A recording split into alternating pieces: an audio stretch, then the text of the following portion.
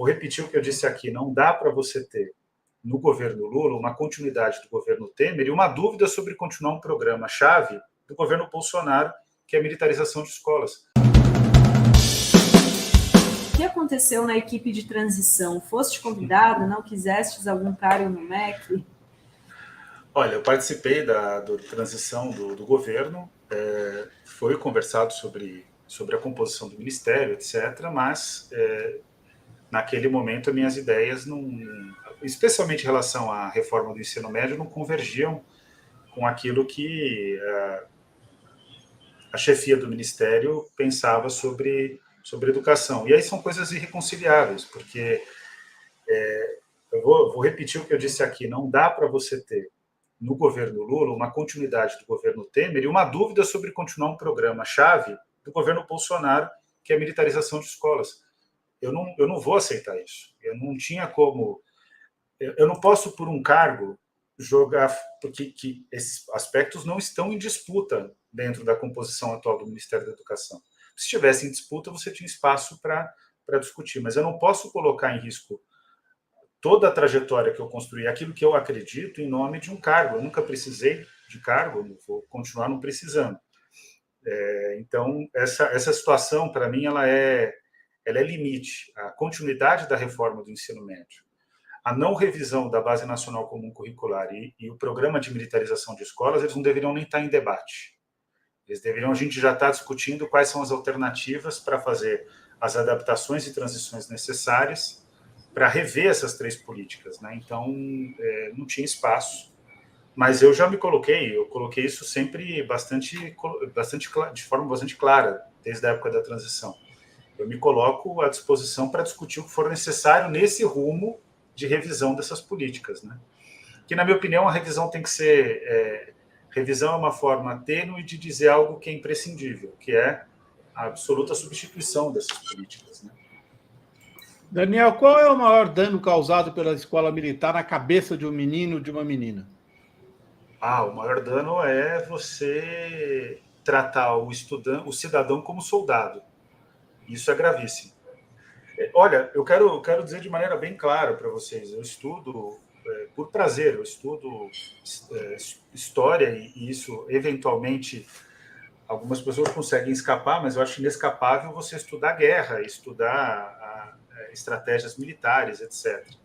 Eu não tenho nada contra, em termos de princípio, nada contra o soldado, a função de defesa de território, que é a função das Forças Armadas, e as funções dos policiais. Eu começo minha carreira, inclusive, num determinado momento, trabalhando em segurança pública. Acontece que existe um aspecto central, Azenha. A segurança pública tem que estar pautada pela democracia. E força de segurança não pode ser força militar, segurança interna. Então, ou seja, as polícias, não deveria existir polícia militar no Brasil. E forças armadas têm que se dedicar à defesa. E essas são três funções que não coadunam com a educação. Não existe nenhum tipo de paralelo entre uma atividade que se pauta, especialmente das Forças Armadas, que se pauta na exclusão do outro, vinculada à educação, que tem que ser, de fato, algo que está posto na Constituição Federal, que é o pleno desenvolvimento da pessoa, preparo para o exercício da cidadania e qualificação para o trabalho. Essas três missões, que inclusive o soldado tem que ter na educação básica, antes dele se tornar soldado, que é uma profissionalização pós-educação básica, mas esse tripé é impossível ser feito numa escola militar. Eu vou dizer de outra maneira, que eu acho que vai chegar à mesma conclusão. É inaceitável que um gestor público, um governador de estado, porque em geral as escolas militarizadas são de ensino médio, ou um gestor público municipal, caso exista absurdamente uma escola militarizada com ensino fundamental, e tem no Brasil, é inaceitável que eles pensem que um policial militar ou um soldado das Forças Armadas, um capitão, um sargento, qualquer coisa que seja melhor educador do que uma professora e um professor. Então, são coisas que não se misturam. Formar para a cidadania, formar com base em valores, formar, por exemplo, para que o Brasil não seja um país racista, sexista, homofóbico, desigual, que é um objetivo fundamental da educação, que é a preparação para a cidadania, formar para isso é impossível ser feito por uma lógica militar. Porque o soldado ele obedece, ele não pensa, e o cidadão ele obrigatoriamente tem que pensar. E eu vou dizer mais, o maior problema que nós temos é que os nossos soldados, inclusive, não são cidadãos, porque a base não é ser soldado, a base é ser cidadão. Se os nossos soldados, pelo menos boa parte deles, fossem cidadãos, certamente eles não optariam por apoiar o Bolsonaro. E esse é o ponto fundamental para mim. Então, bem rapidamente, a questão da polícia militar é que ela não é uma exclusividade brasileira. O modelo que nós temos, aí sim é uma exclusividade. As polícias militares nascem como forças de segurança dos estados, né? Na Constituição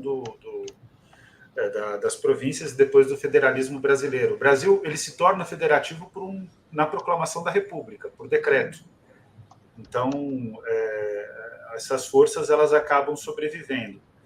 E o problema concreto é que o militar ele não consegue ser um agente de segurança, porque o militar, por definição, ele trata o outro como inimigo. Quer dizer, aquele que está fora daquilo que é a orientação da corporação é um inimigo. E esse é um problema concreto. É claro que nós temos bons policiais militares, pessoas que são dedicadas. Isso virou um tema proibido na esquerda, porque tem muita rejeição da população. Mas, conceitualmente, a polícia militar é um equívoco, né? Porque o que você precisaria era ter uma polícia civil que fizesse o que a gente chama de polícia administrativa, que é o que faz a polícia militar, que é fazer a segurança de eventos públicos, ter presença ostensiva nas ruas. Isso deveria ser feito por policiais civis, não militares e policiais que conhecem as leis, né? Em países que têm um bom sistema de segurança pública, inclusive os policiais são civis e que têm compreensão melhor, né, sobre como agir. Agora, verdade seja dita também, praticamente hoje também tem uma crise no debate sobre segurança pública, porque não tem nenhuma polícia no mundo que tem feito um bom trabalho, né? Então, isso está virando um tema bastante generalizado. Eu já visto o que ocorre nos Estados Unidos, por exemplo, a Zenha. Doutrina de segurança nacional, você se lembra, na Guerra Fria, falava em o inimigo interno, e uma polícia militarizada, ela trata a população como inimigo interno, não porque o policial é uma má pessoa, eu concordo com você, é porque a formação é a formação de combate militar, por isso, né, vamos combater quem que eles combatem? Um inimigo interno. Então, e por que o governo Lula, por exemplo, jamais vai tocar nesse assunto? Porque os policiais militares são muitos no Brasil, tem muitas famílias, é numeroso, é a base do bolsonarismo e eles dão muito voto. Então ninguém mexe, mas Covas, vamos lembrar de Mário Covas. Ele pregava a unificação das polícias, né? Unificação das polícias em bases civis, né? Braços diferentes para investigação, para repressão, mas sempre sob o controle dos civis. Exato. E é o caminho que a gente deveria trilhar. Mas, enfim, esse é um debate mais complicado. Agora, você imagina esse equívoco de formação que os policiais já têm, eles ainda tendo uma extensão de trabalho dando aula em escolas. Quer dizer, é um absurdo, né? Por isso que a gente trouxe esse tema, né? Daniel, rapidamente, só fazer uma observação sobre o que você disse e uma pergunta. Eu me lembro de pessoas pregando o ensino religioso nas escolas, porque com isso daria muita vaga para professor que viria direto das igrejas para dar aula, tanto da Igreja Católica quanto das igrejas evangélicas, e é muito emprego, quer dizer, uma forma de empreguismo.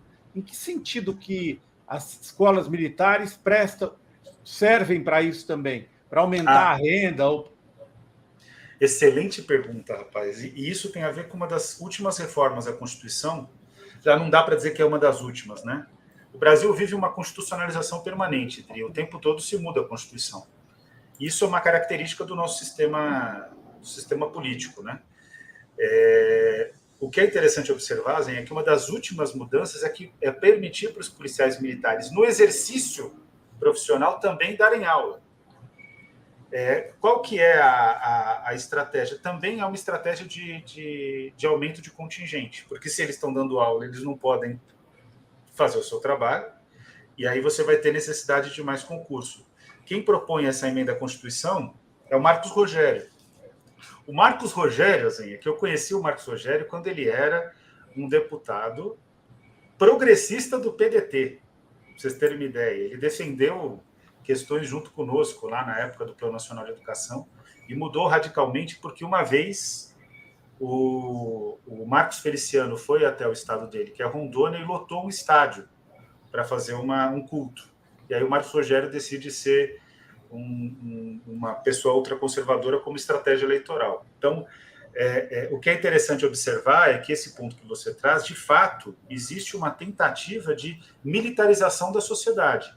E para isso você precisa liberar os policiais militares da sua função principal para poderem dar conta, né? Fazer o processo de guerra cultural. Então, existia uma estratégia, essa estratégia está na nossa Constituição, e esse é um dos temas que eu acho que precisam ser encarados, também foi tratado na transição, mas não foi debatido, porque, de fato, entre outras questões, não era uma questão prioritária, mas eu acho que é uma questão que precisa ser agendada aí para as próximas votações do Congresso. A gente tem que saber como vai ser esse Congresso. Também não adianta... O jogo só vai começar a ser jogado em março, e a gente só vai ter uma noção do que é o jogo em maio. Então, em março começa o jogo, em maio a gente vai saber, de fato, qual a correlação de forças. Agora, tem um gênio de articulação política que se chama Luiz Inácio Lula da Silva, né, que isso pesa muito em favor do governo.